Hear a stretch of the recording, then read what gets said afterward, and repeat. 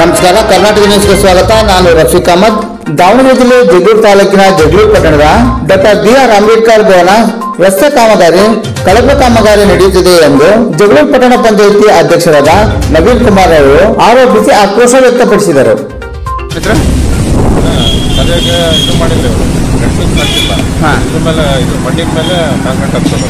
ಮಣ್ಣಿನ ಮೇಲೆ ಆಗ್ತದೆ ಅಂತ ತಮ್ಮ ಆರೋಪ.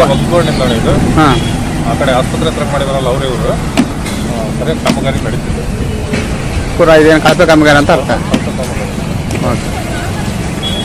ಇಂಜಿನಿಯರ್ಗಳಿಲ್ಲ ಇಲ್ಲಿ, ಯಾರು ಇಂಜಿನಿಯರ್ ಬಂದಿಲ್ಲ. ಬಂದಿಲ್ಲ, ಸಿಮೆಂಟ್ ಒಂದು 5 ಚೀಲ 6 ಚೀಲ ಆಗ್ತದೆ. ಇಂಜಿನಿಯರ್ ಬಂದಿಲ್ಲ. 14 ಚೀಲ ಹಾಕ್ಬೇಕು ನಿಲ್ಲಿಕ್ಕೆ, ಒಂದು 5-6 ಚೀಲ ಆಗ್ತದೆ. ನಿಲ್ಸಂದ್ರೆ ನಿಲ್ಲಿಸ್ತಿಲ್ಲ.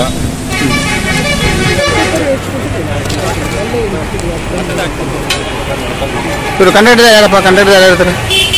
ಬಂದಿಲ್ಲ. ಇಂಜಿನಿಯರ್ ಬಂದಿಲ್ಲ. ಮಣ್ಣು ಬೇರೆಲ್ಲ ಮಣ್ಣು ಐತೆ, ಅದ್ರ ಮೇಲೆ ಎಳಿತಾರೆ. ಹಿಂಗೆ ಕುಂದಿರ್ತಾವಣೆಗೂ ಸಿಮೆಂಟ್ ಎಷ್ಟಾಗ್ತಿದ್ದಾರೆ? 5 ಚೀಲ 6 ಚೀಲ ಆಗ್ತದೆ. 10 ಆಗ್ತಿರ್ಬೋದು. ಹುಡುಗ ಎಷ್ಟು ಆಗ್ತದೆ? 2 ಕೆ